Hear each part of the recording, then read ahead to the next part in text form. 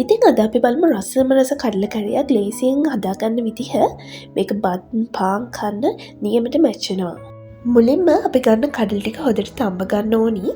අපි තඹගත්ත කඩල ටික පොල් කිරියකට දාගන්නවා. මෙතෙන්දී අපි ගන්න පොල් කිරි එක ගොඩාක් තියාරු ගතියට ගන්න එපා. ටිකක් කොක්කු ගතියට ගන්න. මම මෙතෙන්දී මිටි කිරි දිය කිරි දෙකම අරගෙන තියෙනවා. ඊට පස්සේ අපි ඒකටම ලුණුත් එකතු කරගෙන හොඳට මිශ්‍ර කරලා පැත්තකින් තියාගන්න ඕනි. ඊළඟට ඇතිලියකට තෙල් ටිකක් දාලා තෙල් ටික රත් වීගෙන එද්දී අපෑට ටිකක් දාගන්න. අපෑට ටික පුපුරද්දී ඒකට සුදු ලුණු කපාගත්ත බීලුණු ගෙඩි භාගයක්, අමු මිරිස්, රම්පි කරපිංචා, කුරුතු පොතු කෑල්ලක් එකතු කරගෙන මේ ටික තෙලිය හොඳට ටිකක් තෙම්පරාදු කරගන්න. ඊළඟට ඒකටම කපාගත්ත වියලි කරන් මිරිස් කීපයක්, තක්කාලි එකතු කරගෙන මේ ටිකත් හොඳට තෙලේ තෙම්පරාදු කරගන්න.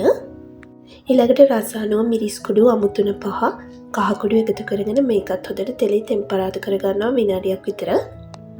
මේ වෙලාවේදී අපි කලින් හදාගත්ත කඩල පොල් කිරි මිශ්‍රණය එකතු කරගන්නවා. ඊට පස්සේ අපි මේක හොඳට මිශ්‍ර කරගෙන අඩු ගින්දරේ පීනකින් වහලා විනාඩි 7-8ක් හොඳට උයා ගන්න ඕනි. කඩල කරීක ලිපෙන් බාගන්න කිට්ටුව අපි මේකට බැදපු තුණු පහටියක් එකතු කරගන්නවා. ඒ වගේම මේ වෙලාවේ ලුණු මදි නම් ලුණු බල්ල එකතු කරගන්න. ඉතින් මේ රසම රස කඩල කරියක ඔයත් හදලා බලන්න. ගිහින් එන්න සුබ දවසක්.